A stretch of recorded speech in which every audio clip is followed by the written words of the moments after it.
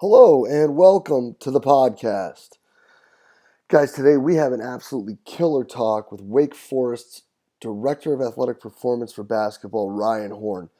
Uh, Ryan and I we've known each other for what seems to be my entire career. We both started out here in Richmond, Virginia, right about the same time. He started down the street at VCU while I've been here at the University of Richmond. And today we're going to talk about monitoring and building a program. And it's been a long journey for Ryan when it's come to where he is now versus where he started when he was at VCU. I mean, one, because it's been a long portion of his career, and two, the advancements in technology and the more the greater ease or the greater availability of them now.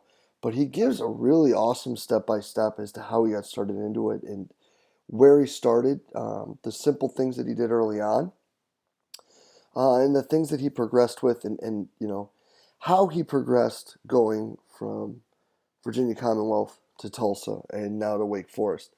And that's really neat to me to see how he built three different models. So let's call them that, and at three different locations.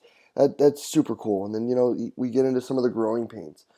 Um, because it's not like all of a sudden you get this new toy and things work out perfectly. There's a learning curve. There's understanding what you're looking at, and how he decided to filter and how he started to get through all of that. The commotion that the data can provide. It's really really neat. It's a lot of stuff that really I wish I knew. When I started doing all this stuff, and then I think what's really cool is how he shares really what it does for his program, and how each of these steps has altered his training and sort of changed his focus in a little bit, with what he's doing with the student athletes. It's a great talk, guys. Ryan shares a lot of good stories from his past and where he's come from and how he's built these things. So I hope you enjoy it. Let's get right to the talk. Ryan, great having you on, man. Let's get right to it here, brother. With both of us, people tend to hear the names Jay DeMeo and Ryan Horn, and I guess right now the first thing they think about is monitoring. So let's start there, and let's talk about how that developed down there at Wake Forest and move forward. Yeah, I think we actually started doing some base level and entry level tracking stuff when I was in Richmond with you and working at VCU, and we started doing some heart rate monitoring with our men's and women's soccer program there. Started off extremely small scale, and by small scale I mean I went to Dick's and bought a couple polar heart rate monitors and started using that. And that was right about the time I first started reading a lot from James Smith and Mark McLaughlin and Landon Evans, and started corresponding with those guys, and that kind of piqued my interest a little bit as far as more of the, at the time, did not have a ton of experience with kind of assembling a program to kind of develop some of those energy systems, and especially soccer. Never played soccer in my life, didn't really understand it. Coach was extremely knowledgeable coming from a top tier program, so wanted to institute it where we were at. So it took some time to kind of figure out how we wanted to implement it and how we wanted to use it to help kind of formulate our practice and formulating our training protocols and things of that nature. So that's kind of where we started. And then in conjunction with that, we started doing wellness questionnaires and RPEs, and started off with the basics and body weight and hydration, and really kind of attacked those things and continued to hammer those for pretty much 4 years at VCU. Then we went to the University of Tulsa. Did not have access to heart rate monitors again. So we actually kind of developed a proposal to try to get our hands on some for a variety of reasons. Actually, Coach Manning had just accepted the position at Tulsa. One of our players was actually playing pickup, had a genetic defect in his heart, and actually collapsed on the court during pickup. Went into cardiac arrest. They had to resuscitate him on the court. And then basically they were able to revive them and save them, and they found that out, and that was Coach Manning's first day on the job, and his question was, how can we prevent this from never happening again? What can we do from a wellness standpoint? What can we do from a tracking and monitoring standpoint? How can I help you protect our student athletes, number one, and then in turn, increase their performance as kind of like a byproduct. So I think that disaster kind of sparked some intervention and change, both in our culture and how we approached our training, how we approached practice, and the investment we were making into our student athletes. So from that day forward, we purchased a Polar team system. Didn't have access to really any tracking of anything like that, or we used iAthlete with our guys at a small scale and did some basic heart rate variability with our guys. But overall, our main push was with tracking internal load. We did that for all 3 years at Tulsa, and then when we got to Wake Forest, Coach wanted to kind of assemble himself and continue to push the envelope and be a trendsetter. And that's when we really started to invest in the sports science side of things and try to find as many avenues as possible to kind of develop that program, that approach, and really base our culture off of that. That was something that Coach wanted to do as soon as we got the job. I believe that that's the reason why I think it's working at a pretty progressive rate right now with our program and with our team. They've really bought into it, and compliance has been great. But I think that comes from the fact that it's a part of the head coach's vision, and he's extremely receptive and extremely supportive, of the way we do things. So I think that's been huge for us. And then once we got here, we kind of opened up the floodgates as far as what we're doing with tracking and Omega Wave and Sport View and some other things that we're looking to do here in the near future. So, I mean, that's kind of, Coach is really, really big on being a trendsetter. But number one, playing so long in the NBA, having 3 ACLs, having Achilles tendon rupture, things of those nature. I mean, he's been through it all, had an extremely long career in the NBA, but he's felt it, he's done it, he understands it, he knows what the players are feeling, he knows how they're thinking. So I think that's been a huge help for us to kind of invest in that, and he's been extremely receptive of it. Is it perfect? No, but I think we're making some great progress. So that's kind of our background of how we really started off with the most basic things. It wasn't like we just jumped right into it and was like, hey, let's go buy everything possible and try to purchase our expertise or purchase my ability as a coach. So I think it's been something that's been a process over the course of 8 to 9 years, leading up to where we're at now. You had a kid go out at a practice? It was actually his pickup. Actually, Coach was actually doing his presser and accepting the position. He was up there accepting the job. Our guys were actually originally supposed to play pickup at 7 o'clock that night.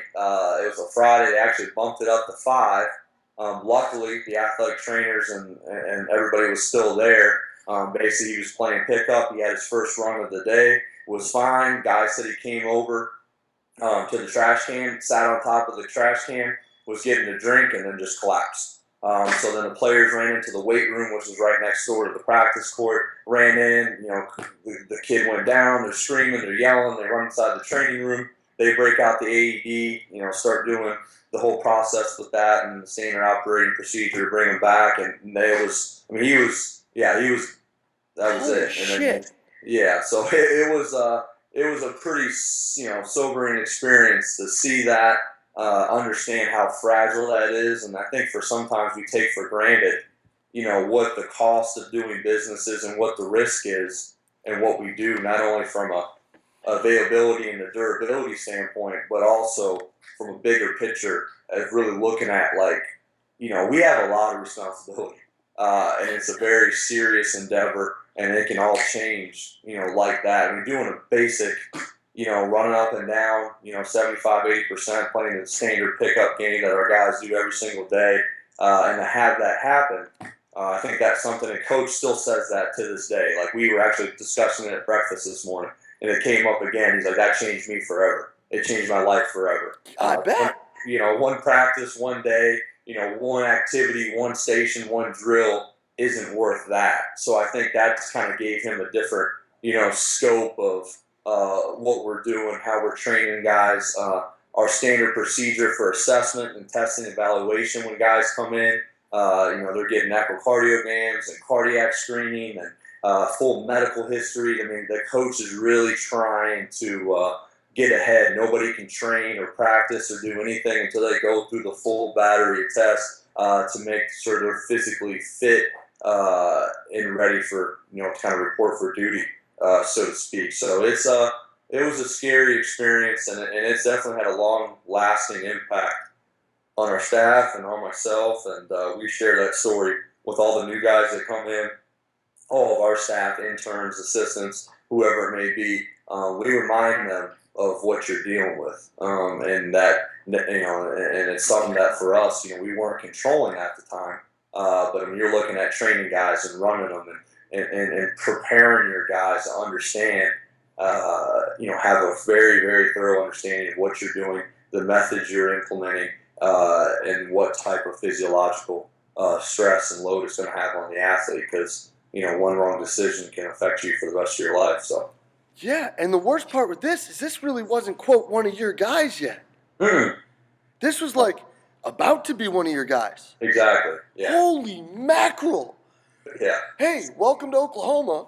Yeah. Holy shnikes. Yeah. I mean, literally, coach, they went and grabbed him from the media. Went and grabbed him. He suit, doesn't know anybody, nothing else, and he comes in and has to deal with that. Doesn't know the kids, doesn't know the team. He's in the hospital all night with him. The kid's getting a pacemaker put in, and it was very, very, very. It's definitely not the most romantic way to kind of start a position and start taking over a program. So yeah, hi mom, nice to meet you. I'm the head coach. Thanks for coming to the hospital. Wow. Yeah, exactly. So holy shnikes, dude, that's crazy. That's the craziest story I've ever heard. Yeah, so it's knock on wood. We're trying to stay away from that, but yeah, no doubt. Holy cow. Yeah. Wow. So yeah, all right. So that's different. Whoa. Oh man. Wow. Yeah. Yeah. So we started with it, and I got pulled into monitoring because one of our better players that we've had here in the last 10 years, and probably one of the best kids we've had, came in when it was Joel's first time in Richmond, and he put him down with the old leads, like the suction cups, and the clamps, like the whole shebang with the box, like the old one person at a time Omega Wave. Yeah, exactly. And he started spitting out at Darian like all sorts of facts. And this kid was like mind blown. Exactly. But what sold me was we found a kid who had a mild cardiac condition. So that's why I really got involved with it. Because again, if it'll identify something minor, imagine what would have happened if you could have been there the day before with this kid. Oh, exactly. You're not the first person that has a story like that. I mean, I've heard numerous stories from some very close colleagues of ours and guys we associate with, where they've been able to be very proactive with things like that and find little areas where it's a small ripple, so to speak, but can have tremendous consequences. So yeah, it's definitely something that we're not talking about. Increasing readiness here. We're talking about protecting someone's livelihood and someone's well-being. So I think that's maybe a little bit heavier than the normal podcast discussion. And I'm sorry for starting it off like that, but I think it kind of sets the tone of where our head coach is at and what he's looking at. And but yeah, it's something I think you can't take lightly. And that's something I think a lot of people don't really look at when you're looking at some of these technologies and some of these tools, how you can use them in a much broader scope, and a much broader spectrum. Well, I'm sure that story is even better than a cup of coffee. There's people that if they're listening to this on their drive to work, all of a sudden they're awake now, brother. They are they are awake. So you got into it. You started small, running over, probably out short pump over here. Yeah, we were over at Bryant Park actually. So, yeah. That's where you got the heart monitors out that way? Yeah. um, getting into the Q&As, things like that. So let's talk, because obviously you don't just go from that to sport view. No, exactly, exactly. So let's talk a bit about the growing pains and developing your program with that. Yeah, I think the growing pains was kind of understanding when we jumped into it. I think the amount of information, um, some of the outputs that we were looking at, and just the overpouring of numbers and things we were looking at. To be honest with you, it surpassed my skill level at the time. To be honest, I think everybody comes up here and it's like, oh, I have it all figured out, and it was easy and it was great, and we just plugged it in, we played it, and we were rolling. We were good, making adjustments and reports and everything else. No, it didn't work like that. I never had really any exposure to it. I tried to prepare for it as much as I could before we made the purchase and we went in that direction. But we were putting the units in upside down, and I'm on Skype with guys in Australia and trying to figure this stuff out. And there wasn't a ton of information for basketball because it's something that when you look at the indoor sport, you're basing more on heart rate and accelerometer data indoors. You're not getting all the metrics and all the qualities you're going to get in the outdoor environment for a team sport. So when we jumped into it, it's like, who do you call? Who can you go see? Well, there's not a lot of people doing it. Who can be a resource for you. So I think at first I was really just kind of overwhelmed with the amount of information that we were getting and trying to kind of navigate through it while still being a coach. Because another fact of the matter is we're using this to supplement and drive what we're doing. But not only do I have to be able to look at the sports science piece and the data and the monitoring, but I also have to lay out the foam rollers and the bands and schedule massage and train the guys and go to practice and do all of these things. So you're trying to balance not only the athlete's stress and their stressors, but I'm also balancing the stress within our staff, the information within our staff, how to make sense of it. So honestly, when we first jumped into it, we started off with a mega wave and we started off with our tracking and our wearables. We jumped into it, we just put it on and we just let it go. We hooked it up, we were consistent, we tracked everything. I think it's another thing, we track as much as we can just to give us more opportunities to learn, to see different numbers and see different environments and get different types of data sets. And then we just try to move forward and just see what it looked like. So the first year, I always tell people we don't have it figured out and we're still learning and we're still kind of navigating through. I've noticed with a new team, new bodies, new athletes, everything's changed. So our thresholds and our numbers and the type of practices, our work rates during practice, like body load per minute, things of that nature have changed. The structural impact of our practices have changed because they're more competitive than last year because we have more talent, we have more bodies, we have more depth. The guys are playing. So there's a lot of things like, okay, here we go again. But we're comfortable with it. We're comfortable with the reporting and to be able to kind of present coach with meaningful reports as far as what he wants to see and what's going to resonate with him the most to change the structure of practice and how we load the guys throughout the week. But a lot of the growing pains were just logistically, how do we handle the information, dealing with our assistant coaches and our head coach and our medical staff, how do we present the information to each one of those particular departments, but not only to separate the departments, but to bring everybody together and then integrate it. And then how do you take that data and then how do you dilute it with each individual coach, each individual entity, and really present it to them so they're getting the most out of their program or their role or their responsibility within our team, and then bring everybody kind of on the same page. So we've been able to use it with, return to play and looking at certain things with our athletic training staff and our PT and looking at that piece. We've been able to use it with coach and structure practice and what he's trying to do. And, it's one of those things too where coach's trust level with it now is much higher than it was a year ago. And that's how it should be. I think he believes in it a little bit more. But then again, without myself and our staff and the people that help out with us, without us able to provide context, because all he sees is numbers and colors. So without us to be able to provide some type of information in regards to how each individual piece is affecting the athlete from a relative standpoint and as an individual, those have been things that have been continuous, just over time, daily. Coach and I meet constantly. My office is right next to his, and we're constantly discussing and talking.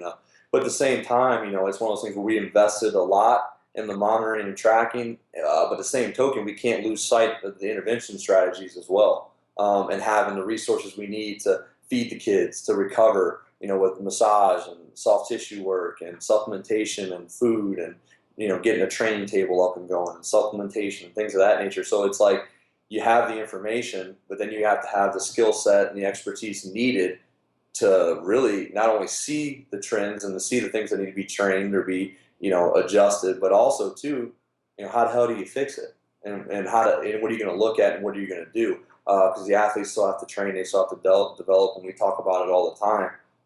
We're just trying to balance those things out. So I think from that skill point, or that standpoint, excuse me, it's just trying to catch up. The tracking does its job. It gives us the numbers, it gives us the information, but our expertise as coaches to be able to trust the information, look at it, but also provide context and look through it with the appropriate lens has been huge. But overall, I think I'm the type that's all or nothing, so I jumped right into it with some of the bigger pieces, and we've learned along the way and did some trial and error, but I don't think it's really hampered our development or our progress. But yeah, I mean, it hasn't been all sunshine and rainbows, so it's been quite the process. Yeah, and I think that those are a few really dead on points. Looking at, I think a lot of people do think that it's like, okay, well, I just spent X amount of money on Y Yeah, piece of equipment. Um, so now automatically, it's always going to be spring. The flowers are always going to bloom, and yeah, everything's exactly. going to be perfect. And it's, well, it typically leads to asking more questions and answering early on. I agree. Um, and the people that I talk to when they ask me about these technologies and they say, what should I expect? Like, well, you'll probably expect in the first like 4 months, you're going to think you have it all figured out. And then within about 3 weeks, you're going to think you're the dumbest person on the planet because you're going to think everything that you just thought you figured out is completely wrong. So just Exactly. pump your brakes with everything and know that you still got to train, they still got to practice, you still got to play games. And at the end of the day, no matter how much money you spend, whether it's just an old FT1 heart rate monitor or you're Yeah, spending thousands of dollars a year on omega waves and catapults and whatever else, gym awares, all the top stuff, it's not a deity. exactly. You still need to paint the picture, Picasso. Yeah, Um, and yeah, we've had our share of growing pains where we thought we had, I mean, I can't tell you how many times we sat there and we did something and it was like an N of one. And the one time we did it, it just happened to do what we thought it was going to do. And then they came back the next time and it was like, well, what the hell? It was like, exactly, exactly. it doesn't work. Yeah, Um, but it is fun and it makes it an exciting, interesting experience when you can sit there and pull different numbers and put things together that most people necessarily wouldn't think you would want to look at together. But people like us, that's what we're going to look at. Performance outputs versus different readiness readings or HRV readings or omegatry readings or heart rate or you know workload readings and what are we doing? Are we jumping higher, moving faster? Are we actually getting better at what matters? Because at the end of the day, it doesn't matter how much money you spend if you're not doing that. Who cares? yeah, and I think it's in this piece of high performance or however you want to call it or how you want to brand your program. I actually read an article this morning on Free Lab about what does high performance really mean, and Carl and those guys putting out fantastic content on that website. And I think it's something that I read that first thing this morning, and it kind of resonates with the fact that with increasing athletes' resiliency and developing them and teaching them how to perform. And we go way back, and my background, I know yours, and I think it's I'm a coach first, and I enjoy developing kids. And if anything, a lot of this information hasn't really complicated things for me.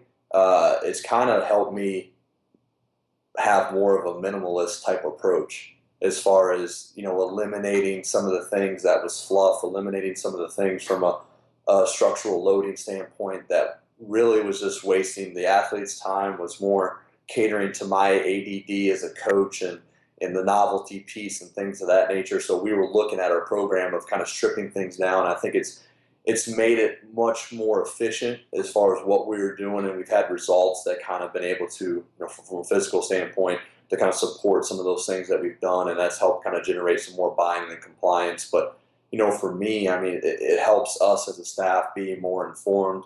I look at it as more as how much can I push the athletes, and I say this, and I might get burned for this, but I see a lot of times athletes aren't overtrained; they're kind of underprepared, and whether or not they're doing too much for where they're at, it's one of those things where we have to not necessarily prepare them from the game. And you know how this is with every game we play. It's you got to prepare them for practice, and you got to prepare them for your coach, and you got to prepare them for the system of which they're in and what they need to be able to perform. So when me and you discuss data sets, if we're tracking and you have your squad, or I'm talking to Mike Curtis down at UVA, and we all know how UVA plays, or I talk to Coach Roos down at Texas, and we know how they play. You're going to get a lot of different data sets, a lot of different information, a lot of different training methodologies, but I think those training systems fit, to help those athletes be able to prepare for the demands that they're going to be placed under. So I think those are things for us that you can't lose sight of. And I think that one thing I can appreciate, one thing I respect about you is I know where your weight room started.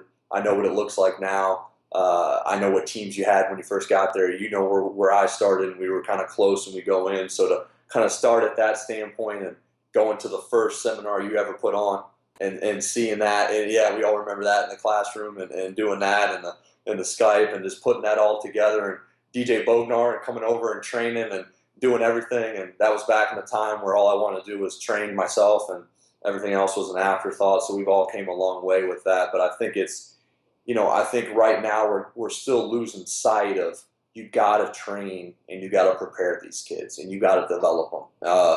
And you have to attack and violently attack those simple measures and those simple training means and methodologies, and do them daily and consistently, and look for those marginal gains over time.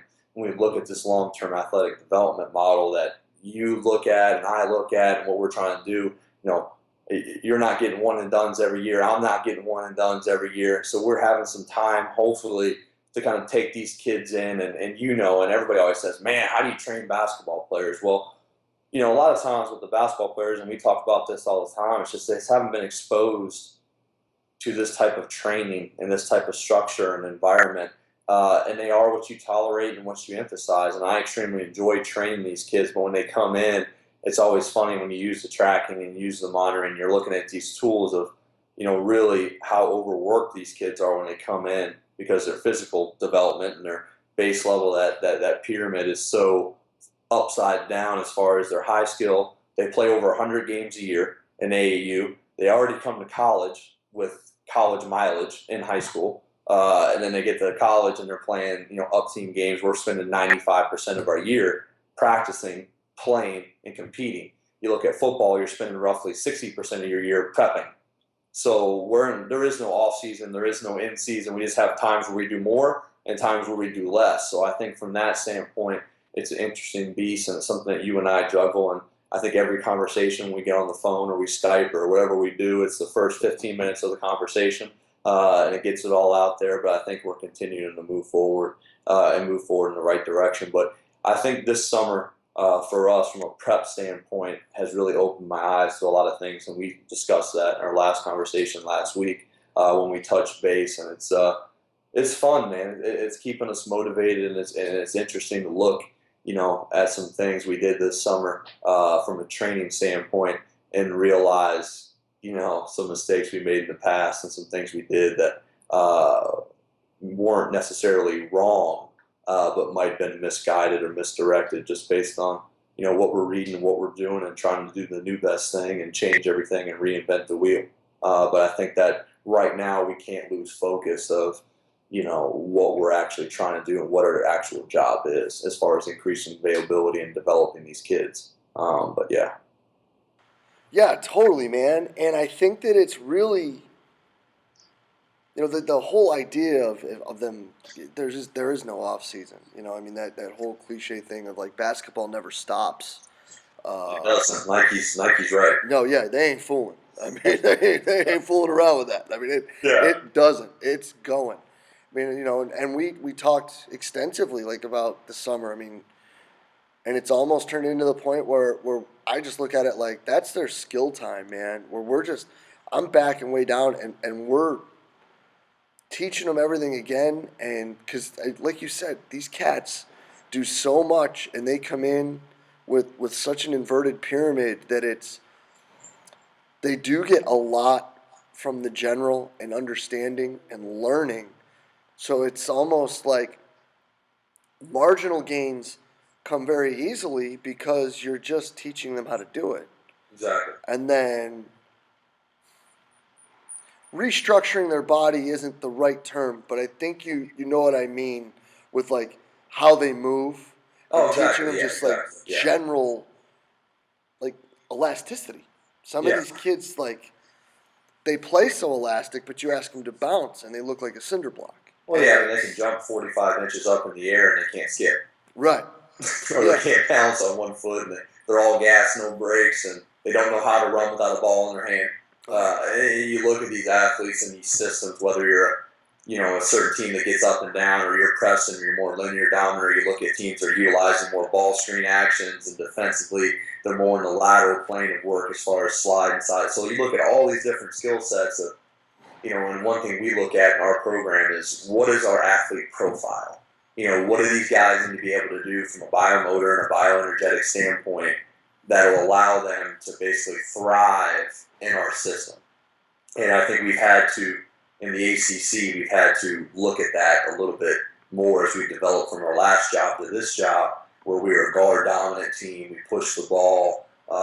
We had a smaller team of more athletic, longer guys that can move and run all day. And then we get here. Now we have a 7'1", 270-pound 5-man. You got these guys of different sizes, different movement, the mechanical load during practice. So we've had to kind of, adjust as our team continues to grow, not only in size, but also in different skill sets and things of that nature. So I think it's something for us that you really look at. And like you said before, that you're teaching them like base level things from a physical standpoint, a movement standpoint that should have been learned a long time ago. It's a little bit different than like a football, for instance, or another sport where these guys honestly spend all their time doing general prep, and they need more tactical and technical training and skill development at lower intensities to work on that, because it's something they don't work on. Hence the reason coaches are getting more time in the summer. But then you flip flop it. Our guys come in huge skill based talent, jump out of the gym, highly reactive, elastic, but at the same token, starting strength. You got guys that jump 45 inches on a max approach jump, but their standing vert's 25 inches. That's a problem. When you look at these base qualities of, how can we fill these gaps within our athlete profile through a nice testing battery, and then figure out what direction these guys need to go in, especially from a standpoint we talked about the other day, guys setting PRs and guys training. I think it's funny when guys come watch our team lift and train. We train and we lift. We use barbells and we actually, I know it's crazy, but we use barbells and our guys run, they jump, they sprint, they throw. They're doing all these things to try to basically fill in those gaps. Some guys need it more than others and work on different things. But I think when we take a step back and look at it, it's easy to get sexy. It's easy to get too cute and too complex with guys that really have no experience. And you can maximize the simple stuff because they've never been exposed to it. Mm-hmm. So you can use those means that are from a cost to benefit ratio that are extremely high, and you get a huge return on your investment with guys. That's why I enjoy training them. I enjoy training a point guard that's 5'11", and then looking down the rack, 2 racks down, I got a 7'1" guy. I like that. I think it's fun to program for. It's fun to train, and also too, these guys make gains. They make improvements. They get better, and they're learning. And you're seeing that skill acquisition. You're seeing, like you already said, you're restructuring their movement and in general movement efficiency, and you're seeing how these guys are changing and just being glued and stuck in these positions that they're used to playing in, and then you start to open them up and they can skip and they can run and they're moving side to side, and you see them get stronger and more explosive. I think that's very rewarding, but it's something that you can't. Oh, they're basketball players, so this is how we're going to train. They already have a ball in their hand majority of the day, every day. Let's put another one in their hand, attach a Vertimax to them, and let them jump around, run around, do the same thing over and over again. So I think it's something that we have to look at, not only for us, but I think that model applies to a lot of sports. Oh yeah, and the general always has to lead to the specific anyway. So it's, I mean, that's nothing new. You know, Exactly. it's if you don't build, if you don't get better at the general initially, your specific's never really going to keep going. Yeah. I mean, or at least it's not going to move at the same amplitude that it should be.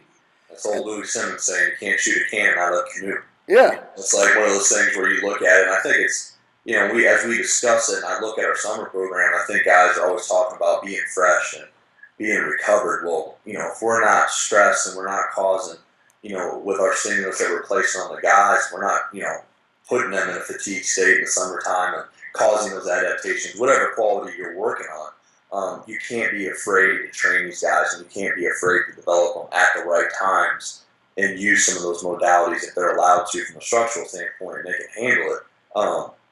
To really put them in a place where in season, yeah, we'll manage fatigue. Yes, we'll increase readiness. Yeah, we'll take care of them. But there has to be times during the year where we understand. And Cal Dietz is a guy that we got to get together in Chicago, and we were there for the Catapult Summit, and we were there talking.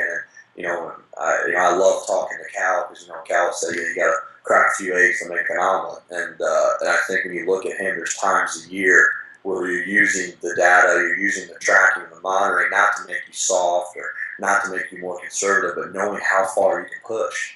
And is what you're doing actually causing the change and the adaptation that you want to see? I think that's something that you have to look at and something that you have to use it for. But to be pigeonholed and say it's old school, new school, and you're getting away from what the field really is. No, you're just adding to your toolbox. It's like anything else. I don't know anything about cars. I can't fix my car. If I go out right now, if something happens to it, I'm screwed. It might take me 4 hours, 3 days, or whatever, but if I take it to the dealership and they hook it up to the diagnostic and he has the skill set and you can help filter through that and make that process more efficient, that's the way you got to go. And I think that's something for us where we're just trying to navigate these waters a little bit more effectively, more efficiently, and at the same time not waste our coaches' time or our athletes' time. But it's allowed us to push. It's allowed us to know when we can do it and when we can't do it.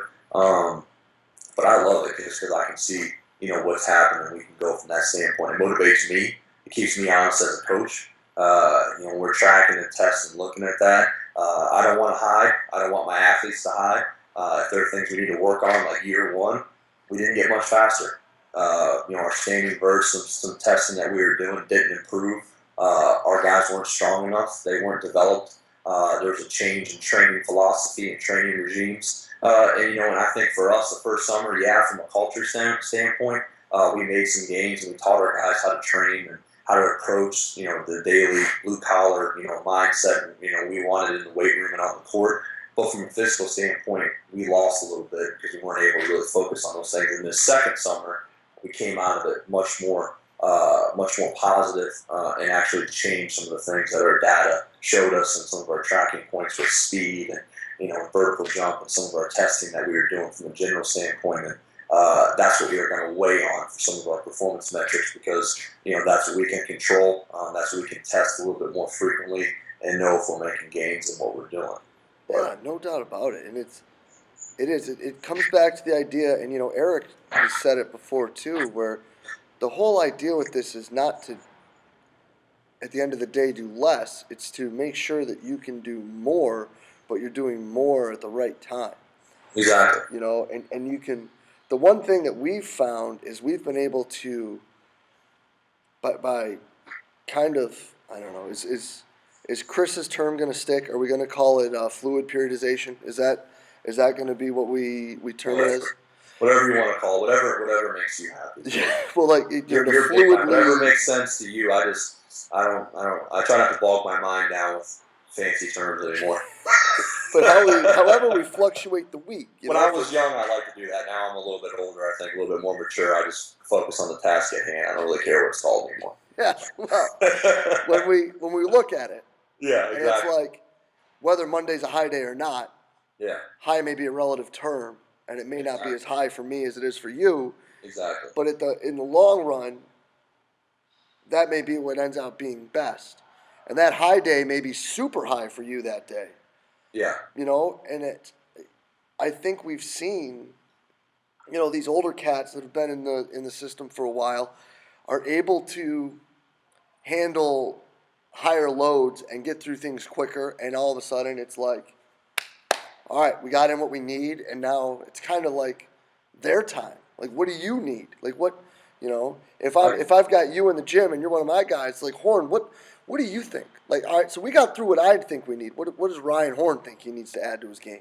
What can we do here now for you? And giving them that ownership and allowing them to select some things. Now they're not running their whole program, Exactly. but giving them some ownership once they've given you what you want from them on those days where they've got, they can cook with some grease, they can push a bit, it's a good thing for them. Yeah, I think it's a good thing for you as a coach. I think a lot of the stuff you're doing, from Omega Wave and gym aware and things like that, you're able to give instant feedback and start a dialogue and a discussion with that athlete. And we can't talk about it enough, but relationships have to come before results. And I think when you have that buy-in and you have that relationship with the student athlete, and you're really showing them, like, here's where you're at. Last summer at this time, you ran in your 20-meter sprint, you ran 19.2 miles an hour. This year, you topped out at 22 miles an hour. Did you get faster? Yes. Okay. How do we did that? How do we do that? Where do we go from here? We're looking at some different physical qualities, but when you make that lasting relationship and you have that type of impact on an athlete, then when he's not with you, or he or she's not with you, the other 22 hours of the day, they're going to be much more mindful of some of the decisions they're making from a sleep hygiene standpoint, from a nutrition standpoint, from hydration. We weigh in before and after every session, not because I really look at every single day, I want these weights to be a certain thing, but when guys look at their weights, it makes them cognizant of their hydration status, it makes them, of their fluid intake and fueling and getting them the right amount of calories to be able to recover from training, recover from practice. And a lot of times, for our guys, what gets seen gets changed.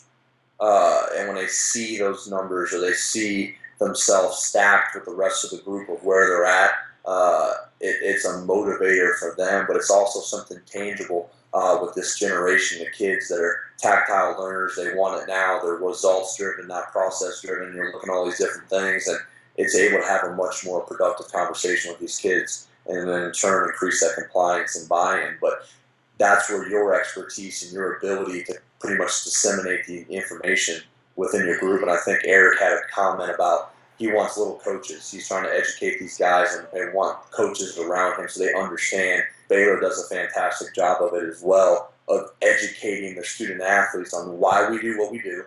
What is the impact each of your decisions and your choices are in. I think they call it be the standard. It's kind of like, what are you going to be able to do? What kind of decisions are you making? How does that affect your attitude? And how does that affect your results? So there's some things that I think from the outside standpoint, the gurus on Twitter and the gurus of Instagram and Facebook that look into a collegiate sector and look at how these guys are training these kids, and I know, whether it's class schedule, academics, competitive schedule, travel.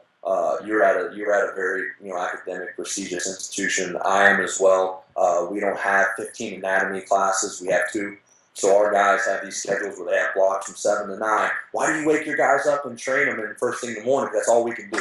If they don't do it, they're not going to train. They have to practice in the afternoon. I'd love to make it as physiologically sound as possible and get the extra rest, but there's a difference between things being perfect and training these athletes within a vacuum.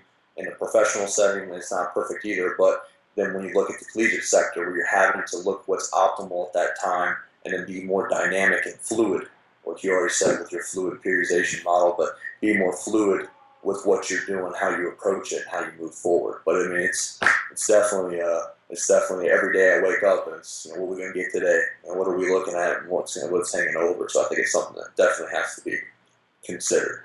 Oh, no doubt about it. Yeah. Class travel, all that stuff. I mean, even though I'm sure you guys travel well. We travel pretty well. Like, it all comes down to you got to do what you got to do. And sometimes you just got to do what the game demands. Exactly. If the game demands you got to run a group at 6 o'clock in the morning. Yeah. Well, so it goes, man. And I'm sure you've had Omega Wave where you're like, look at Omega Wave, and you go ahead and test your guys, and it's not a situation where, okay, I got to give them a day off. The situation is we play in 7 hours. What do I got to do to spike this kid up and then clean up the mess later and allow him to do what he needs to do to be successful and help his team and help himself, and then figure the rest out, when it's done. And it's not always that sense of, what can we do less, or where can we get days off, or it's more a situation, how can we optimize, performance when it counts on those days, and then use the other days around those, kind of structure that 72 hours before. I think Dave Tenney's looking at, 48 to 72 hours before and after a match, looking at that optimal window of performance. How can we structure and orchestrate that environment to be as conducive as possible? Oh yeah, and it's a trying experience because of all of the things involved in college athletics that we don't have our ability to have our hands in. But we also need to remember too is that at times I think people interpret it a little bit too much as your red, amber, green is precisely how you're going to show up today. Yeah. And it may be more of this is just what you're able to adapt to, but you could still crush it today. Yeah, we have plenty of Ferraris with a quarter tank of gas. It's just, how far can they go? They still have the output. They still can perform. And I've been proven wrong a couple times with what we show our guys and what we communicate to them as far as what they look like on certain days. But, the human body's capable of doing amazing things, even when we as professionals think that it's not in the optimal state as far as the readiness is concerned. But, it's definitely a juggling act. No doubt about it, and it's also juggling what, like you said, you if you have a model and you know what you want your kids to be like. Well, if you're better at X and Y, but you need improvement in A and B, exactly. Then X and Y day may be the day you save the tank, and AB is the day you empty it. Exactly. Or if there's specific things that show up in your game that Coach Manning is like, these need to be what make him who he is. That's where the money's spent, and it's just a matter of understanding when those days are and how those days are and where you can fit them and where you need to back off otherwise. And it's so that you can just like hammer it. It's like, yo, Craig needs to get better at X, and today's an X day. So Craig's going. Exactly. And if Craig can't go tomorrow, who cares? It's not what's important to Craig. But yeah, I mean, all of that stuff is really where people, I think, I love it. The gurus the gurus, they're out there. They don't train any athletes or have their athletes anywhere. You and I, our wins and losses and injury reports and everything else is all out there for the world to see. But it's the question always relies when someone makes a comment: "Is who do you train?" Oh yeah. Anyways, I don't want to get started on that. No, but when they don't see the whole encompassing picture. Yeah, exactly. It's like there's times of the year where like Dr. Mann said, where that primary resources needs to go to academics, because 100%. If it doesn't, they could really get hurt. Yeah. So it's crazy, man, and I think that a lot of that has opened up a lot of my vision to things, and we see huge performance drops like when they get into finals and midterms. Yeah, I agree. And it's all of that stuff is really it's changed my world, and I owe a lot of that to Val and Trisha and everybody at Omega Wave to helping me see that. Yeah, and they've been able to. I think that's something for us, like looking at that and being able to incorporate a lot of those things. You and I have spoke about some of the things we're doing with Coach Me Plus, for instance, and looking at an athlete management system where we're able to really coordinate and look, and we've done a red, yellow, and green light scale, and it's been stolen and adopted from other people. So I'm not going to say I created it because I didn't. Their ideas, and we're trying to make it fit us. But really looking at athletic training status, academic training status. We meet with our academic advisor daily. She's sending text updates. She's giving red, yellow, and green light. We know where these guys are at. From an academic standpoint, to understand, like for us, if a guy has tutoring at 8, he's supposed to train at 7, he's going to tutor. And you got to figure out what you're going to do to make up the other piece. But the academics and be able to tolerate and juggle that stress, or We have an international kid that's halfway across the world. He's learning how to speak English, and he's going to class and he's dealing with that. The first year he struggled with a lot of different things, performance-wise earlier, body weight, energy, readiness. I mean, the guy was pretty much redline every day. Every day we test him. Year in the system, becomes more comfortable, learns to speak English, learns to like the food, embraces himself in the culture. Now the guy's put on 20 pounds, he's moving better, he feels better, he's playing, he's smiling, he's more comfortable. But to understand that holistic approach and to understand those environmental factors and what that had on him outside the practice court and outside the weight room was something we had to understand. The guy's not sleeping well because his roommate liked to play Xbox all night and was snoring, he couldn't sleep. So this year he's in a single room to help him with that, and he's been performing much better.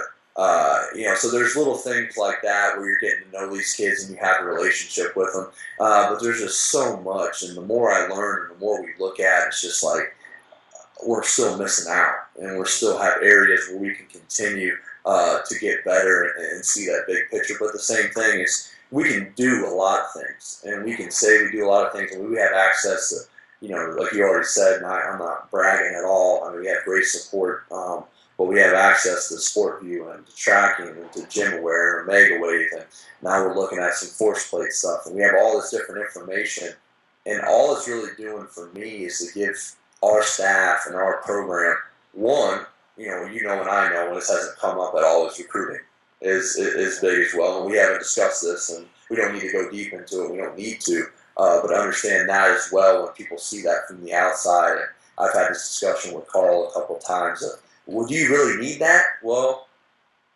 we're trying to, who else has that? If I have a guy that comes to me and then he goes down to Duke and then he goes over to these different places in Kansas and different ACC schools and Big 12, and you know how it is. And it's just one of those things where we have to be able to really look at, okay, just like Eric said when he spoke at your clinic this summer, we recruit and we develop. And it makes developing a lot easier if we have the necessary tools and resources to work with. And and I know recruiting, and then they give them to us, and we have to be able to develop them, manage them, improve their availability, keep their availability where it needs to be. But the same token, I think Albert Meal said, first thing, make sure they can play the sport. And I think that for us, when you get the recruiting, it's amazing when we get the type of athletes that we need. They respond to stress better, they adapt faster, they learn faster, skill acquisition is better, neuromuscular is better, and so all these different things are continuing to improve. So I think it's something that for us, our environment puts us in a very unique situation when it comes to physical preparation or increasing somebody's athletic performance.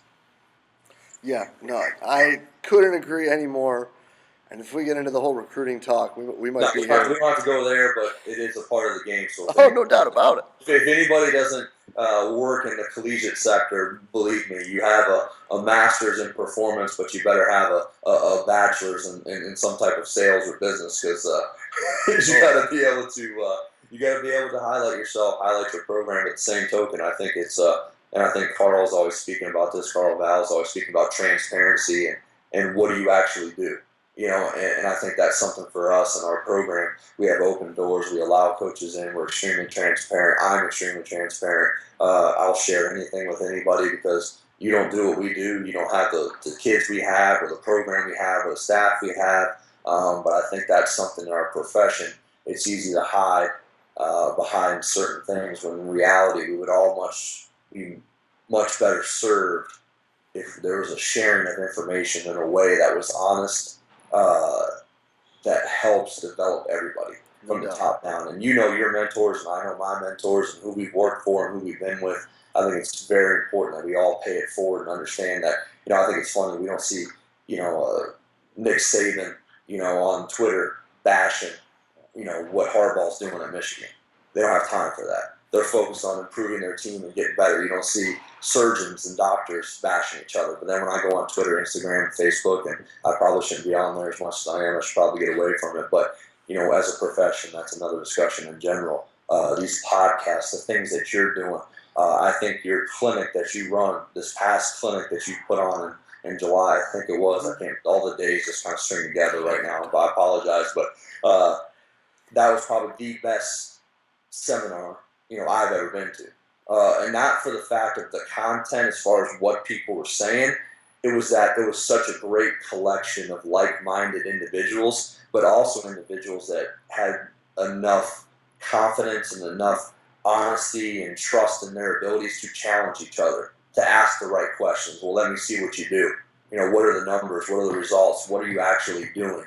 Not a 15-second video or a clip, but to challenge each other as coaches and to sit at a table with Carl and you and Landon and Eric and just sit back and just listen and be challenged. And I think that's something from an education standpoint. We now have to periodize, and Landon said this before, is you also have to periodize your educational development and be willing to stress and be willing to push yourself. And every time I go there, I come away on the car ride home with, we got to do more. We got to continue to push the envelope.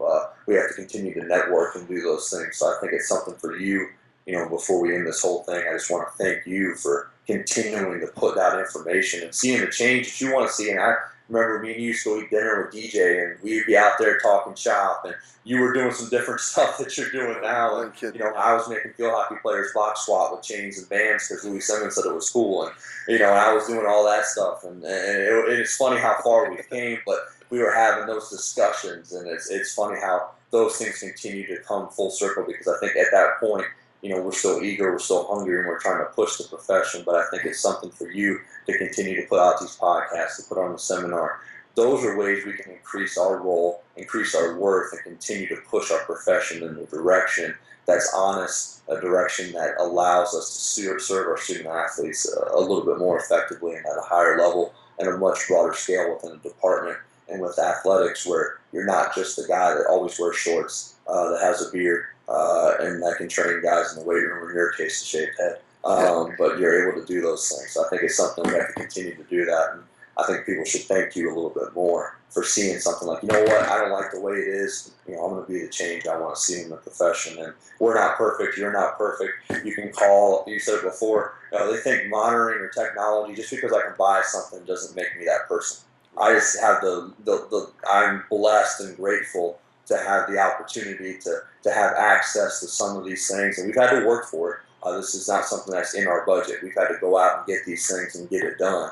But it's something too, we have access to it, but a lot of the things that we're talking about are things that people at any level, at any program, with any budget, can really look at. And I think it's something you started off with the basics, I started off with the basics, and then we basically hammered those things and moved on from there. And to be honest with you, some of the most basic things we do have been my most consistent and reliable metrics, not the sport view data, or I haven't really messed around with the force plate that much yet. It's going to come in a couple of weeks, but Cal Dietz kind of motivated me to do that with some of the things he's doing with hockey players at Minnesota. And every time I come away from speaking with Cal, I have a headache, and I'm confused. And I'm like, what did he say?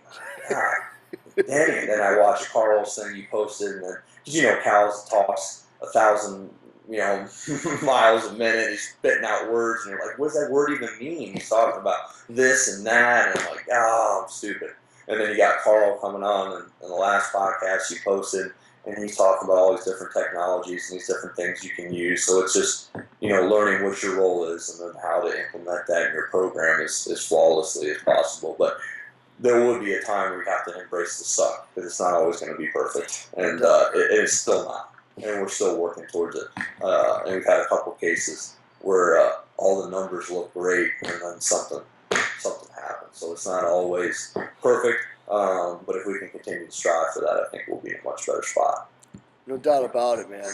We've always got to remember there's a human factor to everything we do. And I greatly appreciate the kind words, brother, but I appreciate the talk even more. This is killer, man. I can't wait to get this up. People are going to love it, and we're going to have to get back here and do another one of these soon. Yeah, I know Carl's going to get mad because I didn't put out specific numbers and exact programs and things that we're doing. But if anybody wants to or email me or contact me, I'd be happy to share some more specifics. I promise you, I'm not trying to hide or run away from anything. But I've enjoyed our talk.